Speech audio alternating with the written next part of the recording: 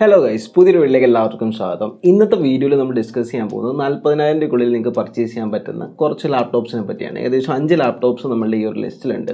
അതിൻ്റെ ഡീറ്റെയിൽസ് ഞാൻ പറഞ്ഞുതരാം. അതിന് മുമ്പായിട്ട് നിങ്ങൾ 40,000 രൂപയ്ക്കുള്ളിൽ ഒരു ലാപ്ടോപ്പ് പർച്ചേസ് ചെയ്യുന്ന സമയത്ത് നിങ്ങൾ ശ്രദ്ധിക്കേണ്ട കുറച്ച് കാര്യങ്ങളുണ്ട്. ഒന്നാമതെന്ന് പറഞ്ഞു കഴിഞ്ഞാൽ, നിങ്ങളൊരു പക്കാ ഗെയിമിങ്ങിന് വേണ്ടിയിട്ടാണ് ലാപ്ടോപ്പ് വാങ്ങുന്നതെന്നുണ്ടെങ്കിൽ 40,000 രൂപയ്ക്കുള്ളിൽ സെഗ്മെൻറ്റ് നിങ്ങൾ കൺസിഡർ ചെയ്യരുത്. ഇതിൽ നിങ്ങൾ ഈ ലാപ്ടോപ്സിലൊക്കെ നിങ്ങൾ കണ്ടിന്യൂസ് ഗെയിം കളിച്ച് കഴിഞ്ഞാൽ ഈ ലാപ്ടോപ്സിൻ്റെ ആയുസ് വളരെയധികം കുറയും. ഓക്കെ, ഒരു പക്കാ ഗെയിമിംഗ് ആണ് നിങ്ങളിൽ അറ്റ്ലീസ്റ്റ് നിങ്ങൾക്കൊരു 50,000 മുകളിലുള്ള ലാപ്ടോപ്പ് വേണ്ടി വരും.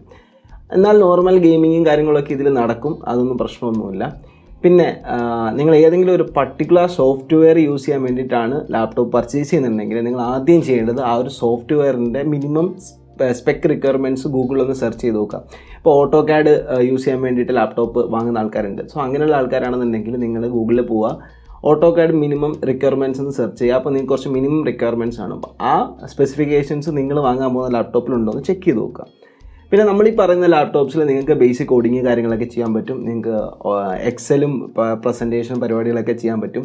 പിന്നെ കുറച്ച് ഗെയിമിങ് നടക്കും. പിന്നെ സിനിമ വാച്ച് ചെയ്യലും പരിപാടിയൊക്കെ നടക്കും.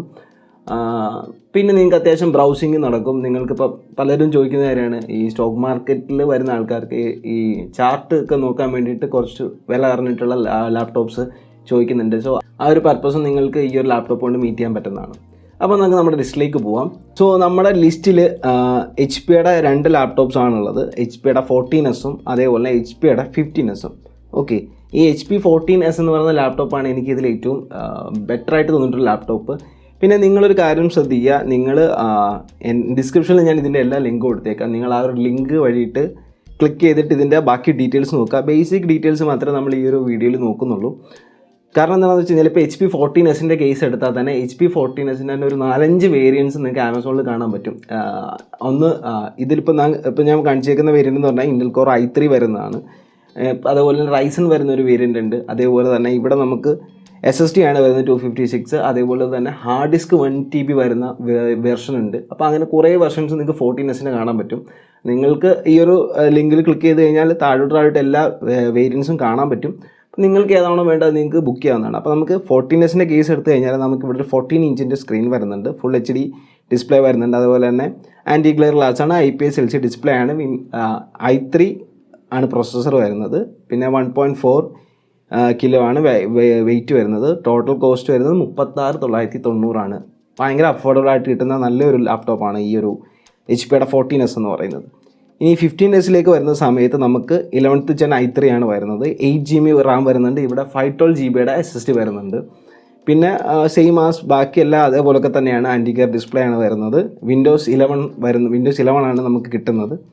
പിന്നെ ബാക്കിയൊക്കെ ഏകദേശം സെയിം സ്പെസിഫിക്കേഷൻസ് ഒക്കെ തന്നെയാണ് വരുന്നത്. ഓക്കെ, ഇനി അടുത്ത നമ്മുടെ ലിസ്റ്റുള്ളതെന്ന് പറഞ്ഞു കഴിഞ്ഞാൽ റെഡ്മി ബുക്കാണ്. റെഡ്മി ബുക്കിൽ നമുക്ക് സെയിം പ്രൊസസ്സറാണ്. മിക്കവാറും നമ്മൾ ഈ പറയുന്ന ഡിവൈസിലെല്ലാം i3 പ്രൊസസ്സറായിരിക്കും വരുന്നത്. i3 11th Gen ആ ഒരു പ്രൈസ് സെഗ്മെൻറ്റിൽ കൂടുതൽ i3 11th Gen പ്രൊസസ്സറാണ് വരുന്നത്.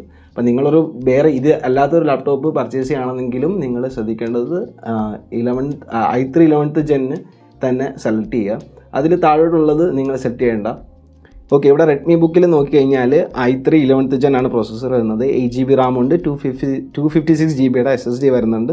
വിൻഡോസ് 11 ആണ് വരുന്നത്. ഇനി ഇവിടെ സ്ക്രീൻ സൈസ് ഇച്ചിരി കൂടെ കൂടുതലാണ്. 15.6 ഇഞ്ചിൻ്റെ ഒരു സ്ക്രീൻ സൈസ് നമുക്കിവിടെ കിട്ടുന്നുണ്ട്. ഓക്കെ, ആൻഡ് 1.8 കിലോ ആണ് ഇതിൻ്റെ വെയിറ്റ് എന്ന് പറയുന്നത്. ഇതിൻ്റെ പ്രൈസിങ്ങും ഭയങ്കര അഫോർഡബിൾ ആണ്. 32,999 ഈ ഒരു ലാപ്ടോപ്പ് നിങ്ങൾക്ക് കിട്ടും. ഇനി അടുത്തെന്ന് പറഞ്ഞു കഴിഞ്ഞാൽ ലെനോവോയുടെ ലാപ്ടോപ്പാണ്. അപ്പോൾ നമ്മൾ HP ആയി, റെഡ്മി ആയി, ലെനോവോ ആയി. ലെനോവോയുടെ തിങ്ക്ബുക്ക് 15 എന്ന് പറയുന്നൊരു മോഡലാണ്. ഇവിടെയും i3 11th Gen ആണ് വരുന്നത്. ഫുൾ HD ഡിസ്പ്ലേ ആണ് വരുന്നത്. അതേപോലെ തന്നെ ഇവിടെയും 15.6 ഇഞ്ചിൻ്റെ ഒരു കുറച്ചും കൂടെ സൈസ് കൂടിയിട്ടുള്ള, അതായത് HP യുടെ 14S കമ്പയർ ചെയ്യുമ്പോൾ കുറച്ചും കൂടെ സൈസ് കൂടിയിട്ടുള്ള ഒരു ഡിസൈനാണ്. ബാക്കി 8GB റാം വരുന്നുണ്ട്. 250 GB SSD വരുന്നുണ്ട്. വിൻഡോസ് 11 ആണ് ഔട്ട് ഓഫ് ദി ബോക്സ് വരുന്നത്. 1.7 കിലോ ആണ്. ഓക്കെ, ഇതിൻ്റെ ഈ ഒരു ലാപ്ടോപ്പ് സെഗ്മെൻറ്റ് പ്രത്യേകത എന്ന് പറഞ്ഞാൽ ഏകദേശം സ്പെസിഫിക്കേഷൻസ് ഒക്കെ സെയിം ആയിരിക്കും. ചെറിയ ചെറിയ വ്യത്യാസങ്ങൾ മാത്രമേ ഉണ്ടാകത്തുള്ളൂ. പ്രൊസസ്സർ ഏകദേശം സെയിം തന്നെയാണ് എല്ലാത്തിൻ്റെയും. പിന്നെ നിങ്ങൾക്ക് ഏത് ബ്രാൻഡ് വേണമെന്നുള്ളത് മാത്രം നിങ്ങൾ സെലക്ട് ചെയ്താൽ മതി. പിന്നെ പ്രൈസിങ്ങും അഫോർഡബിൾ പ്രൈസിങ്ങും നോക്കുക. സോ ഇവിടെ നോക്കുമ്പോൾ ലെനോവോയിൽ നമുക്ക് 38,990 വരുന്നുണ്ട് പ്രൈസിങ്. ബാക്കിയൊക്കെ നമുക്ക് കുറച്ചും കൂടി കുറച്ച് കിട്ടുന്നു. ഇപ്പോൾ ഇവിടെ 32,999 വരുന്നുണ്ട്, ഇവിടെ 36,990 വരുന്നത്. ഇതൊക്കെ ഓഫറിലൊക്കെ വന്നു കഴിഞ്ഞാൽ ഇനിയും കുറയും. പിന്നെ കാർഡ് ഓഫറൊക്കെ ഉണ്ടെന്നുണ്ടെങ്കിൽ വീണ്ടും കുറയുന്നതായിരിക്കും. ഓക്കെ, HP14s ഉണ്ട്. അതുപോലെ തന്നെ നമുക്ക് അസ്യൂസിൻ്റെ ഒരു അസ്യൂസ് വിവോ ബുക്ക് 14 എന്ന് പറഞ്ഞൊരു വേരിയൻ്റ് ഉണ്ട്. ഇത് 14 ഇഞ്ചിൻ്റെയാണ്.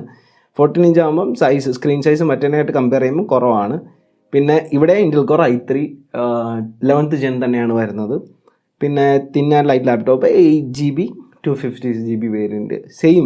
എല്ലാത്തിൻ്റെയും ഏകദേശം സ്പെസിഫിക്കേഷൻസ് സെയിം തന്നെയാണ്. അതുകൊണ്ട് തന്നെ നിങ്ങൾ ഇതിൽ കൂടുതൽ ചിന്തിക്കാനൊന്നുമില്ല. നിങ്ങൾക്ക് ഏറ്റവും ഇഷ്ടപ്പെട്ട ഏതാണോ ബ്രാൻഡ് നോക്കുക, ബ്രാൻഡ് നോക്കിയിട്ട് ഏതാണ് ലാപ്ടോപ്പ് എന്ന് വെച്ചാൽ അത് പിക്ക്. പിന്നെ നിങ്ങൾക്ക് അതായത് സ്പേസ് കൂടുതൽ വേണ്ട ആൾക്കാരാണെന്നുണ്ടെങ്കിൽ ഇതിൽ എക്സ്പാൻഡബിൾ ഉള്ള കുറച്ച് ഡിവൈസസ് ഉണ്ട്. എക്സ്പാൻഡബിൾ മെമ്മറി, അതേപോലെ തന്നെ എക്സ്പാൻഡബിൾ റാം, അതേപോലെ എക്സ്പാൻഡഡ് മെമ്മറി ഉള്ള കുറച്ച് ഡിവൈസസ് ഉണ്ട്. അത് നിങ്ങൾ അല്ലെങ്കിൽ ക്ലിക്ക് ചെയ്ത് കഴിഞ്ഞാൽ നിങ്ങൾക്ക് താഴോട്ട് പോയി കഴിഞ്ഞാൽ ഡീറ്റെയിൽസ് എല്ലാം നമുക്കിവിടെ കാണാൻ പറ്റും. നമ്മളിതെല്ലാം പറഞ്ഞു കഴിഞ്ഞാൽ ഒരുപാട് സമയം പോകുന്നതുകൊണ്ടാണ്.